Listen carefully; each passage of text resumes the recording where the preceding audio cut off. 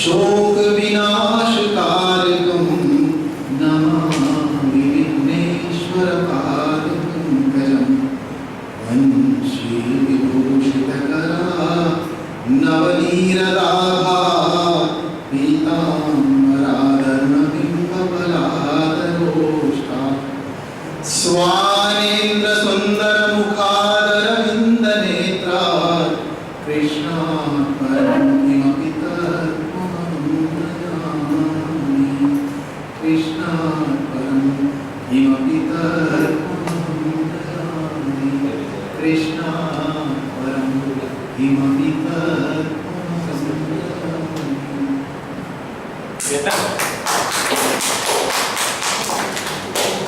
हिमालय की गोद में ऋषिमुख पर्वत श्रृंखला की ओर में भगवान राम के अनुज भ्राता लक्ष्मण की तपस्थली तपोवन के इस विद्याधाम समन्वय विद्या केंद्र के पावन प्रांगण में भारतीय संस्कृति और परंपरा की तरंगों को उद्वेलित करने यहाँ पर उपस्थित एकत्रित विद्वजनों का मैं अपने दिल से आभार करता हूं, शुक्रिया करता हूं और उन्हें प्रणाम करता हूं।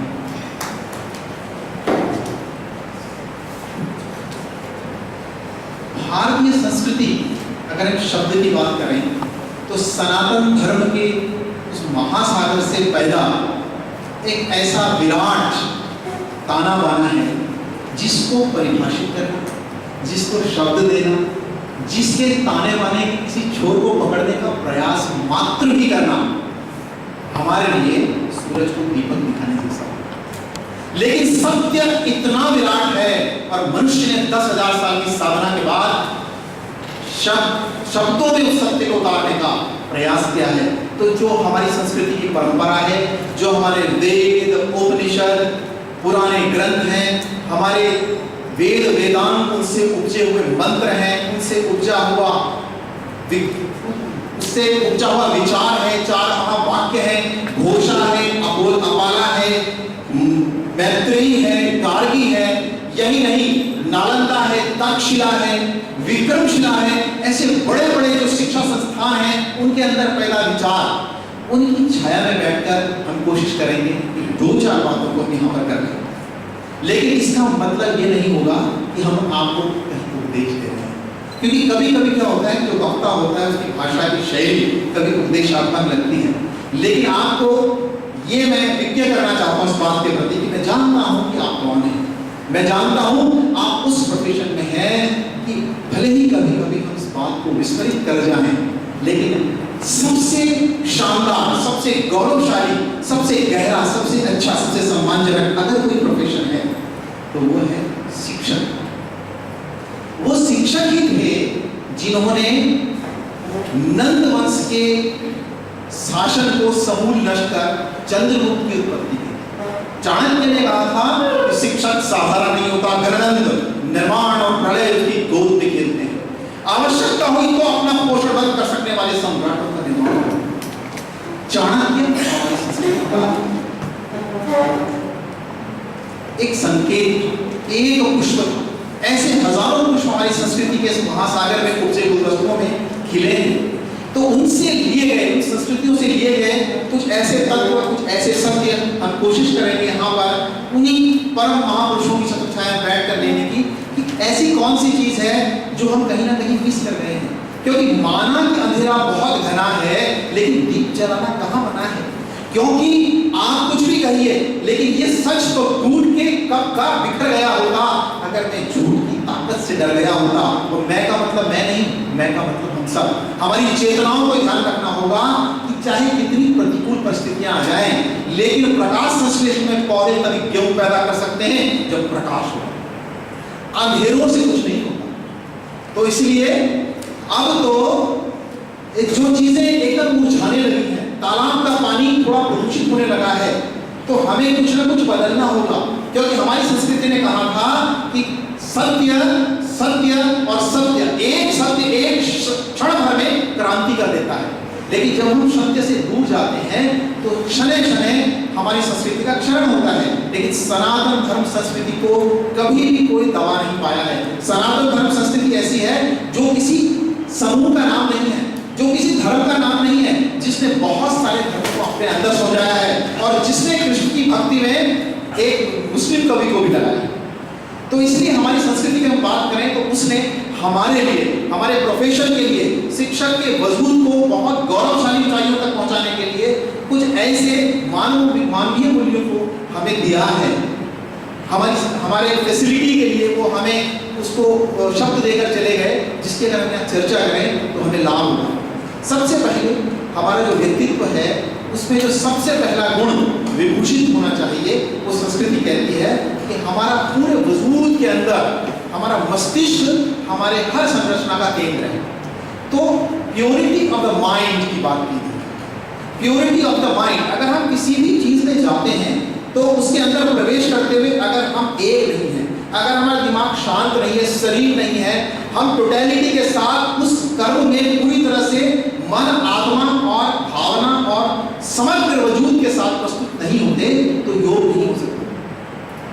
तो हमारी संस्कृति ने हमें सबसे पहली बात ये दी है कि हमारा जीवन सबसे बड़ा अवसर है।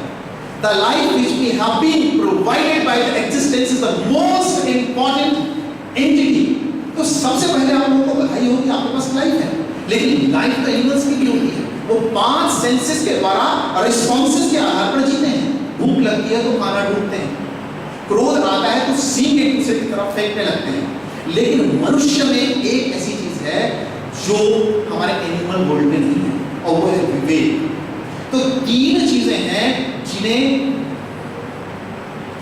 रेयर ऑफ द रेयरेस्ट पता है, और वो है बिनु सत्संग विवेक न होई, राम कृपा बिनु सहज न सोई। पहली चीज है सत्संग, दूसरी चीज है मनुष्य जन्म, और तीसरी चीज है कुछ नया कर गुजरने की कशिश। आदि गुरु शंकराचार्य ने इशारा किया था, जो अद्वैत फिलॉसफी के प्रोफाउंडर थे। उन्होंने कहा था कि हमारे जीवन में 3 चीजें दुर्लभ हैं। मनुष्य जन्म अगर मिल गया और उसको हमने वेस्ट कर दिया, अगर हमने सोते हुए निकाल दिया तो हमने पाप किया। लोग कहते हैं पाप क्या है, पुण्य क्या है। पाप और पुण्य को किसी टेलीविजन के मंचों पर डिस्कस नहीं करना चाहिए, क्योंकि पाप और पुण्य एक दूसरे पर थोपने की चीजें नहीं कि आपने पाप किया और आपने पुण्य।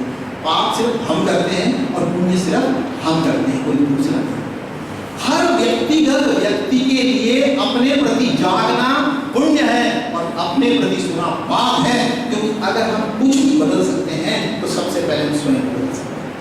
अगर हमने स्वयं को बदलने की शुरुआत की तो हमने उस चट्टान से एक मूर्ति निकालने का प्रयास शुरू किया जिसके अंदर तत्व तो विद्यमान है, लेकिन वो अयस्क रूप में। अयस्क अगर हमने उसको प्रक्रमों द्वारा उसके बाहर तत्व नहीं निकाला उससे, और फिर प्रक्रम क्या है? प्रक्रम है साधना। साधना क्या है? साधना है किसी कर्म को जागृति के साथ करना, सोते हुए नहीं। तो सुबह भोर में 4, 5, 6 बजे हम जागते तो हैं, लेकिन जो ये भीनी भीनी नींद है, 5 कर्म ज्ञानेंद्रियों की और कर्मेंद्रियों की जो नींद है, जो कि हमें संसार की तरह प्रभावित करती है, हम किसी खुशबू की तरह टपकते हैं, हम किसी ध्वनि की तरह टपकते हैं, हम किसी दृश्य को देखने के लिए बाहर की तरफ मन चेतना दौड़ रही है और हम खंड खंड हुए जा रहे हैं। इधर से देखा तो हम पापा बन गए, इधर देखा तो हम भाई बन गए, इधर देखा तो हम पति बन गए, इधर देखा तो हम पत्नी बन गए। हम एक साथ 30-40 गियर बिना आवाज के लगाते हैं। हम खंड खंड हैं, हम बहुत सारे होकर जीते हैं दिन भर में। लेकिन हमारी संस्कृति ने एक इशारा दिया है, एक कुंजी दी है, एक की दी है, और वो ये चाबी है, अगर आप 24 घंटे में एक बार 5 मिनट या 10 मिनट के एक हो जाए, और वो क्या एक होना कुछ नहीं है। कहीं मॉल में जाके आपने वो एक को नहीं खरीदना है जो आप हैं ही, यानी कि आप सारे विचारों को तिरोहित करके, सारी भावनाओं को शांत करके और सारे उद्वेगों को शरीर करके बिल्कुल उनको छोड़ दीजिए आप, तो आप सिर्फ चैतन्य रह जाते हैं, आप अपना नाम भी ना रहें। तो उसे कहते हैं ध्यान, और ध्यान की गहराइयों से उपजता है विवेक। तो सबसे पहली चीज जो संस्कृति ने हमें दी है और जो अमूल्य है, जिसके कारण से जब मैं वेस्ट में पेरिस में उतरा तो समझ नहीं पाया कि ये लोग इतने विनम्रतापूर्वक मेरे 21 जनों को क्यों डिफाइन कर चुके हैं। दो अनुवादक मेरे दोनों तरफ 24 घंटे रहते थे। मैं वहाँ के कलाकारों से मिला, मैं वहाँ के सिंगर्स से मिला, मैं वहाँ के स्कूलों में विजिट किया। तो वहाँ के डायरेक्टर ऑफ स्कूल मुझे गेट पे लेने ऐसे आए कि मैं शर्मिंदा हुआ। मैंने कहा I am barely a teacher of high school, I just teach science there and I can just share few things which I have been experiencing in my life. But उन्होंने कहा कि आप नहीं जानते। उन्होंने मेरा सम्मान नहीं किया, उन्होंने भारतीय संस्कृति का सम्मान किया, क्योंकि मेरे से रूबरू होना तो भी बाकी था। तो अगर मैं इस गलतफहमी में होता कि ये सम्मान मुझे मिल रहा है तो आंधियां मगरूर दरख्तों को पटक जाएगी और सिर्फ वो शाख बचेगी जो लचक जाएगी, क्योंकि हम तो सिर्फ बल्ब के उस तंतु की तरह हैं जिससे प्रकाश होकर गुजरता है, और वो प्रकाश अगर न गुजरे, तार बीच से टूट जाए, ईश्वर से, परम से, अस्तित्व से हमारा संपर्क अगर टूट जाए तो हम सिर्फ मुर्दा होते हैं।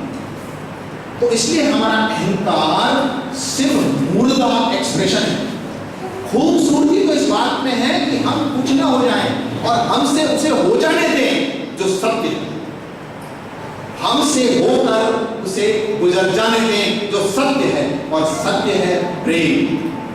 लेकिन प्रेम शुद्ध वाला, प्रेम अनुभूति वाला, प्रेम देने वाला, प्रेम एक्सप्रेशन वाला, प्रेम उड़ाने वाला, प्रेम साधने वाला, प्रेम गिरने से बचाने वाला, तो वो वाला जो प्रेम है उसमें कहीं हल्की सी उस परम की झलक मिलती है जो आप भारतीय गृहस्थ योग में बहुत बार अनुभव कर चुके हैं। माता तो इस तरह की जो छोटी छोटी बातें हैं वो अपनी संस्कृति हमें दी हैं, उनको शब्दों के साथ ढाल कर परिभाषित करना बहुत कठिन है, क्योंकि वो अनुभूति का विषय है। और अनुभूति का मतलब होता है कि जिन खोजा तिन पानियां गहरे पानी पैठ। इसका बिल्कुल भी मतलब ये नहीं है कि यहाँ जो श्रोता बैठे हैं वो उनको मैं अनुभूति के बारे में बताऊंगा, क्योंकि अनुभूति को शब्द नहीं दिए जाते और यहाँ पर बहुत सारे लोगों की अपनी अनुभूतियां होंगी। उन अनुभूतियों को प्रणाम करते हुए सिर्फ शेयर करने के माध्यम से कुछ अच्छी बातों को जो यहाँ है वक्ता कहता है, जो वहाँ है श्रोता सुनता है। लेकिन अगर कोई इस गलतफहमी में आ जाए कि मैं बोल रहा हूँ तो बहुत बड़ी गलती होगी, क्योंकि हमारी संस्कृति ने एक दूसरी बात कही। हमारी संस्कृति ने बताया है कि life is a whole and not a part. जीवन में कुछ भी व्यक्तिगत नहीं है। वक्ता बोल ही नहीं सकता अगर श्रोता सुन रहा हो। अगर आप अंदर से बिल्कुल बंद कर दें अपने कानों को तो मेरी वाणी को यहाँ विराम लग जाएगा, क्योंकि झरने तभी गिरते हैं जब घाटियां तैयार होती हैं। थोड़ा ये वाली बात बहुत ध्यान देने वाली बात है और ये बहुत गहरा तंत्र है। अगर आप जीवन में स्पेशली शिक्षक होने के नाते अपने वाणी प्रवाह को बच्चों के कानों के माध्यम से, आंख के माध्यम से अपने एक्सप्रेशंस को उसके वजूद में टपकाना चाहते हैं, उसके चित्त पर कुछ उकेरना चाहते हैं, तो ये वाला जो सूत्र है वो ये है, घाटियां जब तैयार होगी। अब सोचो, एक उदंत पर्वत सोचे कि उस पर झरना गिरे तो नहीं गिरेगा। जब घाटी वो बनता है इसे करके तो ऊपर का पानी नीचे की तरफ प्रवाहित होता है। यानी कि जीवन में सबसे बड़ी चीज जिसकी हमें आवश्यकता है वो श्रद्धा है, और श्रद्धा का मतलब होता है खालीपन, श्रद्धा का मतलब होता है पात्रता, श्रद्धा का मतलब होता है कि अगर सुबह दूध वाला दूध लेकर आता है और रात सब्जी बनी हुई बर्तन लेकर, सब्जी बनी हुई सब्जी जिस बर्तन में बनी थी वो बिना धोए, बिना पात्र को साफ किए, बिना उसकी पात्रता तैयार किए अगर आप दूध लेने दौड़ जाए तो उसमें दूध जैसी पड़ेगा वो फट जाए। तो उस दूध को सही पात्र में आप रिसीव करते हैं। तो इसी तरह से हमारे यहाँ कुछ ही अनुभूति को अगर चाहते हैं, किसी भी बात का अगर लाभ लेना चाहते हैं जो हमारी प्राचीन मनीषा ने हमें दी है, तो उसका लाभ लेने के लिए सबसे पहले चीज होगी पात्रता। जैसे आप एक कक्षा में प्रवेश करें और अपने ज्ञान को वाणी के माध्यम से कमरे में ध्वनि करते हुए ये समझें कि ये बच्चे के जहन में प्रवेश कर जाएगी, तो ऐसा संभव नहीं। आपको बच्चे की पात्रता तैयार करनी है, और बच्चे की पात्रता तैयार करना दुनिया का सबसे आसान कार्य है, क्योंकि बच्चा अभी कॉम्प्लिकेटेड नहीं हुआ, क्योंकि बच्चा अभी पॉलिटिशियन नहीं हुआ, क्योंकि बच्चा अभी परिभाषाओं में नहीं बना। इसलिए बच्चे को टेंशन देना ही बच्चे की पात्रता तैयार है, और उसको तैयार करने के लिए हमें जो अपनी पात्रता वक्ता की तैयार करनी है वो ये है ज्ञान तो सभी टीचर्स को होता है, अपने विषय को सभी टीचर्स जानते हैं, लेकिन हमारी संस्कृति ने हमें बहुत सुंदर इशारा किया है कि अंदर जाते ही आपको सबसे पहले बच्चों से कनेक्ट होना है। ये कनेक्ट होने का मतलब है संवाद स्थापित करना है, और संवाद सिर्फ भाषाओं से नहीं किया जाता। संवाद स्माइल से भी किया जाता है, स्थापित संवाद शब्द से, नमस्ते, गुड मॉर्निंग कह के या प्रणाम स्वीकार करके, और संवाद आपके जेस्चर से भी होता है, आपकी चुप्पी से, आपकी शांति से, आपके बोलने से, आपकी मुस्कुराहट से। और जब बच्चों को ये लगने लगता है कि we are part of this teacher और ही इज आवर टीचर, जब वो एक आज जो वहां पर दौड़ने लगती है, समग्र चेतना एक हो जाती है, तो वहां पर फिर उन नलियों से आप कुछ भी अंदर भेज सकते हैं। वरना the once you are connected to the kids, तो इसलिए कुछ बहुत गहरे मनोवैज्ञानिक होते हैं, वो जब प्रवेश करते हैं इससे कनेक्ट होने के लिए, संवाद स्थापित करने के लिए, तो वो सबसे पहले कोई और बात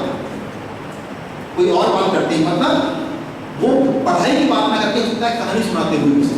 लेकिन जब संबंध स्थापित हो जाता है, जब दो घरों के बीच में एक सुरंग बन जाती है, तो उसमें से वो अपना ज्ञान का प्रभाव करके वहां कुछ भी कर सकता है। तो सबसे पहला काम क्या है, उससे संबंध स्थापित करना, और संबंध स्थापित तब होगा जब बच्चा आपके सामने रिलैक्स होगा, जब बच्चा सोचेगा ये मेरा टीचर है, जब बच्चा सोचेगा कि it's not harmful for us.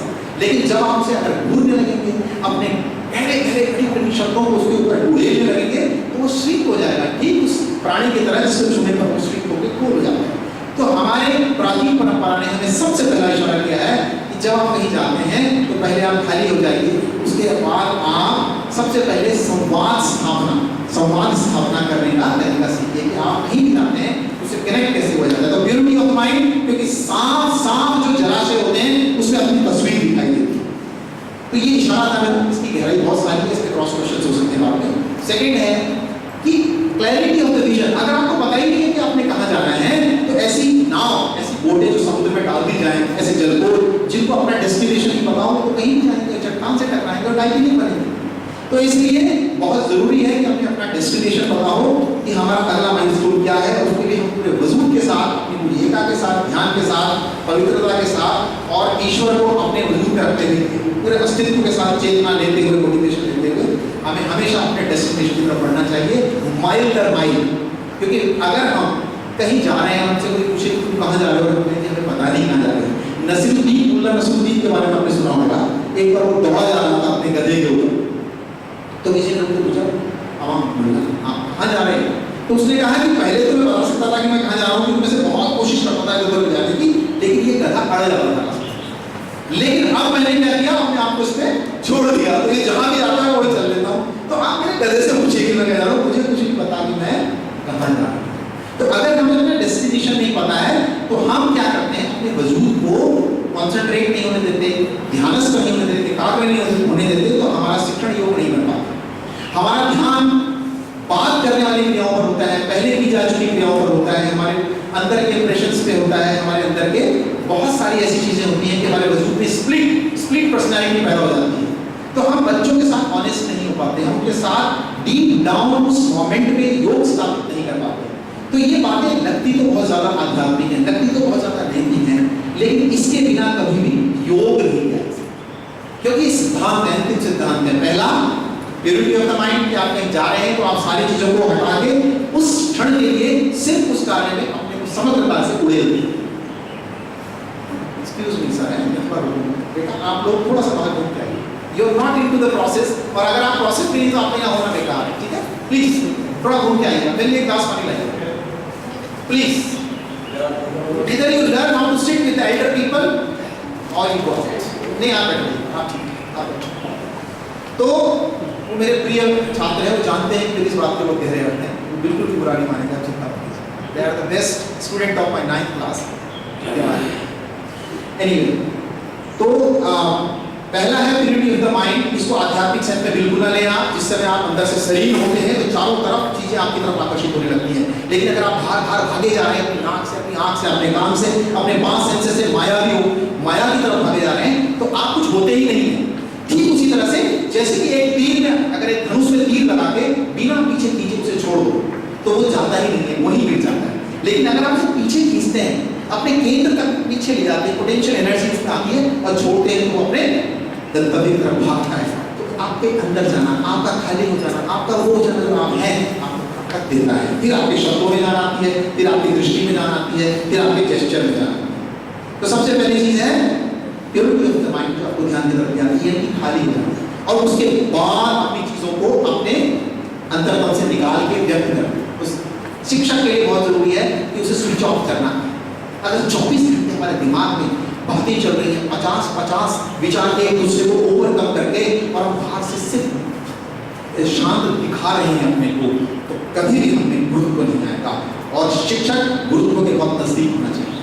दूसरी चीज है जो बताया था, कर्तव्य पता होना चाहिए। तीसरी चीज है कि अगर हमने ये नहीं माना, ये मान लिया कि बस अब हो चुका, अब मुझे पता है, अब इतना ही है, अगर आपने सीखना छोड़ दिया तो आप उसी क्षण बुजुर्ग हो गए। जवान रहने की, फ्रेश रहने की, इटर्नल रहने की एक ही शर्त है कि आप you keep on learning things. सीखना जिसने भी छोड़ा वो बुजुर्ग हो गया। स्टेगनेंसी आ गई, पानी बहता हुआ रुक गया और रुका हुआ सड़ गया। तो अगर कोई भी जवान रहना चाहता है, फ्रेश रहना चाहता है, यंग रहना चाहता है, एनर्जेटिक रहना चाहता है, तो उसको नित नए नए दरवाजे और खिड़कियां खोलकर ताजे आयाम जिंदगी के ब्रीथ इन करते रहना चाहिए, यानी कि लर्निंग होती है। तो learning is a process, is a secret to keep yourself young always. तो एक शिक्षक का हमेशा यूथफुल बना रहना जरूरी है, क्योंकि उसे यूथफुल एनर्जी के बीच में रहना है। अगर वो बच्चों को अपील नहीं करेगा, nothing is interesting if you are not interested. अगर ऑडियंस इंटरेस्टेड नहीं है तो वक्ता का कोई मतलब नहीं, अगर बच्चा इंटरेस्टेड नहीं है तो शिक्षक का कोई मतलब नहीं। तो purity of mind, destination should be known, और इसके अलावा सबसे पहली चीज कि यूथफुल बने रहने के लिए अपने हालात और अपनी हालत को अगर बदलना है तो एक शर्त, कोई भी आदमी पूर्ण नहीं होगा, हर आदमी को कुछ नया जोड़ना है जीवन में। तो अपनी हालात और अपने हालत को बदलने की एक ही शर्त है, और वो है परिवर्तन। और बिना ये जरूर है कि हर परिवर्तन उपयोगी नहीं होगा, ये नहीं सिर्फ परिवर्तन फॉर द सेक ऑफ परिवर्तन, लेकिन बिना परिवर्तन के भी सुधार नहीं होता। क्योंकि परिवर्तन अगर आप करेंगे तो ग्रोथ मिलेगी, कुछ नए आइडियाज आएंगे। So the change is a very eternal law, we should include this into our thought line. हमें कोशिश करनी चाहिए कुछ नया करने। कारण ये है कि एक घर में एक साहब आए और वो मेहमान हुए, तो उन्होंने उनको जो होस्ट थे उन्होंने एक बहुत सुंदर सी चाय ऑफर की, बहुत प्रेम से बना के। तो उन्होंने उस चाय को देखा और जाकर वॉश मशीन में फेंक दिया। जब सेकेंड टाइम वो चाय बना के लाए, बहुत धैर्य से भरे हुए थे, तो उन्होंने दोबारा वही प्रकरण किया। फिर वो दोबारा जब चाय लाए तो उस समय वो देख रहे थे कि मैं इतने प्यार से बना रहा हूँ, धैर्य रख रहा हूँ, ये से देख रहे हैं चाय को बार बार। कारण क्या है, तीसरी बार जैसे उसे देखने लगे उन्होंने हाथ पकड़ लिया कि आप महाशय कम से कम मुझे भी तो बता दीजिए कि मेरे इतने प्यार से बनाई हुई चाय में क्या कमी है। तो उस कमी की तरफ उसने इशारा करते हुए कहा कि इसमें देखो मक्खी पड़ी आपकी चाय में। तो वो भी चाहूँगे कि बार बार चाय में मक्खी पड़ जाए। तो तब तक उनकी नजर गई तो उनके चश्मे में एक मक्खी लगी हुई थी। तो वो बार बार अपनी उस चाय की मक्खी को, उस चश्मे की मक्खी को, अपने ऐनक की मक्खी को उस चाय की मक्खी समझ रहे थे। तो एक खता ताउम्र हम करते रहे, धूल चेहरे में थी और हम आईना साफ करते रहे। तो इस आईने को साफ करने से पहले ये देख लेना चाहिए कि जो मैं देख रहा हूँ, जो मैं परसीव कर रहा हूँ, जो समझ रहा हूँ, कहीं ये मेरे स्वयं का कोई रोग तो नहीं है, मेरी स्वयं की कोई भूल तो नहीं है। इसलिए अपनी तरफ ध्यान रहे तो ज्यादा अच्छा है। ये सभी आप लोग जानते हैं। तो हमारी संस्कृति ने हमें हमेशा अपने आप को इम्प्रूव करने की तरफ इशारा किया है। इसके अलावा हमारी संस्कृति में एक चीज है जो हमें वेस्ट में नजर नहीं आती, और वो है कि हम समग्रता के साथ जीते हैं। हमारे यहाँ सिर्फ इंटेलिजेंट होना पूरा नहीं होता, हमारे यहाँ इंटेलिजेंस के साथ साथ इमोशंस भी होने चाहिए। तो वेस्ट में क्या हुआ, आईक्यू की परंपरा चली। आईक्यू कितना है, इसका 80 है, इसका 90 है, इसका 100 है, और आदमी का स्टेचर उसी से नापा जाता है। लेकिन धीरे धीरे शने शने नए मनोविज्ञान ने, नए विचारों ने इस बात को माना कि आईक्यू से ज्यादा इंपॉर्टेंट ईक्यू है। अगर किसी का इमोशनल क्वोशिएंट बहुत ज्यादा अच्छा नहीं है, वो अच्छी तरह से समायोजित नहीं हो पा रहा है परिवार में या समाज में, तो उसको रुग्ण माना जाता है। तो IQ और EQ दोनों अच्छा होना चाहिए। लेकिन अब जो सबसे रिफाइंड खोज है वो ये है कि IQ और EQ के साथ अगर आपका SQ भी अच्छा नहीं है तो आप स्वस्थ नहीं है, आपको उसके लिए प्रयास करना चाहिए। और SQ का मतलब है स्पिरिचुअल क्वेश्चन। और जब मैं स्पिरिचुअल या अध्यात्म शब्द का प्रयोग करता हूँ तो इसका अर्थ बिल्कुल भी धर्म नहीं है, इसका मतलब सिर्फ आध्यात्म है। और आध्यात्म वो यूनिवर्सल लॉ है जो मानव के उत्थान के लिए मदद करते हैं।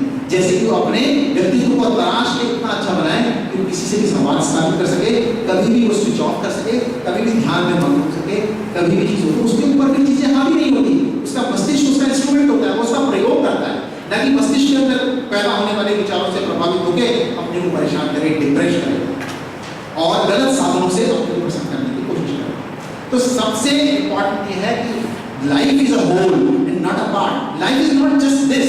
Life is not just this. Life is a totality. So totality का मतलब ये है कि सिर्फ हम अपने शरीर को ही ध्यान दें, अपने इमोशंस को भी ध्यान दें, अपने अध्यात्म को भी ध्यान दें। अध्यात्म में अपनी आत्मा को साधने की बात, जिसके कारण ये शरीर है, जिसके कारण ये इमोशंस हैं, उस गहराई में छिपे हुए उस सत्ता को भी प्रणाम करते हैं, उसके कॉन्टैक्ट में रहें, उस सोर्स में, उस स्रोत के साथ हमारा संबंध बना रहे हैं। उस कुएं में जरूर जाएं जिसका पानी सब पनिहारियों के लिए एक ही है। कबीरा कुआं एक है, पनिहारी अनेक, बर्तन सब न्यारे हुए, पानी सब में एक। उस एक पानी को हमेशा तलाशें जिसके कारण से ये गीत पैदा होता है, जिसके कारण से ये संगीत पैदा होता है, जिसके कारण से भाषा पैदा होती है। अगर हम उस गहराई में जाके कुछ क्षणों के लिए भी शांत हो जाएं तो हम ऊर्जा से भरे हुए वापस आते हैं। रोज सुबह एक नई सुबह होनी चाहिए, रोज सुबह नए वस्त्र पहनो। जीसस क्राइस्ट ने कहा, इशारा था कि रोज सुबह नया होकर जाओ, पुरानी चीजों को उत्सर्जित करना सीखो। जैसे उत्सर्जन शरीर करता है, अब शरीर का उत्सर्जन के तो बहुत बढ़िया टॉयलेट्स बन गए हैं, लेकिन जो दिमाग में जमा कॉम्प्लिकेशंस हैं, विचारों के उलझाव हैं, उसको अगर आप दिमाग में ही रखेंगे तो वो कहीं ना कहीं शरीर में प्रदर्शित होगा, किसी भी रूप में हो सकता है, रोग में, शोक में, इमोशंस में जाके, डिप्रेशन में जाके कहीं ना कहीं वो अपने को एक्सप्रेस करेंगे। इसलिए राज की बात यह है, अगर हम ये सीख लें कि किस प्रकार से हम अपने विचारों के प्रवाह को शिथिल कर सकते हैं, अगर बंद ना भी कर सकें, थोड़ा शांत कर सकते हैं, तो 10 मिनट अगर हमने उसे शांत कर दिया तो हम 23 घंटे और 50 मिनट के लिए तरोताजा हो जाते हैं। तो ये हमारी संस्कृति में ऐसी चीज भी है जिसे पश्चिम समझ नहीं पा रहा था, क्योंकि वो इंटेलेक्चुअल अप्रोच में था, वो इंटेलेक्चुअल अप्रोच में था, वो नहीं समझ पा रहा था कि life is a whole and not a part. It is not just a physicality of our being, सिर्फ हमारी फिजिकलिटी नहीं है, सिर्फ हमारे शरीर की भौतिकता नहीं है या फिर बायोलॉजी नहीं है, बल्कि उससे गहरा भी कुछ है जिस तक हमें पहुंचना चाहिए। क्योंकि समय ने जब भी अंधेरों से दोस्ती की है तो जला के अपना ही घर हमने रोशनी की है, बस रूप है मेरे घर में धुएं की ये धब्बे, कभी उजालों ने यहाँ पे खुदकशी की है, कभी उजालों ने। तो ये सब कहते हुए एक बार ब्रीफ करते हुए, इतना बड़ा जलपोत और उसमें तली में एक छोटा सा चित्र अगर हमने नजरअंदाज कर दिया कि ये तो अरबों रुपए का जलपोत है, इसको क्या बचाना, इसको तो डिफेंस मैकेनिज्म है, इतनी भारी इसकी तली है, तो वो धीरे धीरे छोटा सा चित्र एक दिन अचानक भड़क आवाज होगी वो डूब जाए। तो इसलिए उन चित्रों की तरफ देखते रहना ही विवेक है, उन चित्रों की तरफ देखते रहना ही अवेयरनेस है। उस अवेयरनेस से वशीभूत हमें हमेशा हर क्षण में जागने की कोशिश करनी चाहिए, संपूर्णता से जीवन को जीने की कोशिश करनी चाहिए। और हमारे चारों तरफ हर चीज विद्यमान है, हमें कोई भी जाके चीज को कहीं जाके खरीदना नहीं है, कोई भी चीज मूल्यवान नहीं है, सब जैसे हवा है तो हवा चारों तरफ विद्यमान है, अगर उसे आप पकड़ने की कोशिश करेंगे तो वो भाग जाएगी, लेकिन अगर आप उसको लेंगे, उसका पान करेंगे तो सब सुलभ है। इसी तरह के जीवन की सबसे बहुमूल्य चीजें हमेशा सुलभ है, लेकिन मुश्किल सिर्फ इतनी है कि हम उनके प्रति जागे नहीं है और छोटे छोटे तुच्छ जो भौतिक पदार्थ है उनके पीछे भाग रहे हैं। तो उनको अगर पूरी तरह से भौतिकता को जीना है, उसका पूरा मजा लेना है, तो हमें थोड़ा सा गहराई में करना पड़ेगा अपने वजूद की, यानी कि अपने अंदर ध्यानस्थ होना पड़ेगा। और दूसरी चीज है कंप्लेन को थोड़ा कम करना पड़ेगा। जैसे हम कंप्लेनिंग हो गया आज का मामला, पूरा का पूरा मीडिया सिर्फ दूसरों की कंप्लेन करता हुआ नजर आता है, तो उस वहां पर पिक्चर दिखाई देती है कि हमारी संस्कृति से हमने क्या नहीं सीखा। ये नहीं सीखा कि जो ना नाचना जानता है वो टेढ़े हाथों में भी नाच लेता है। So be deserving and not demanding. Demanding होना तो एक रोग है और डिजर्विंग होना एक एक्सप्रेशन है जीवन का। तो इन्हीं सब शब्दों के साथ मैं बहुत ज्यादा आपका समय नहीं लूंगा क्योंकि इस समय कंक्लूजन का टाइम हो गया है। सितारे सितारे अपने यादों के हमारे साथ रहने दो, न जाने जिंदगी की किस घड़ी में शाम हो जाए, फिर मिलेंगे। शब्द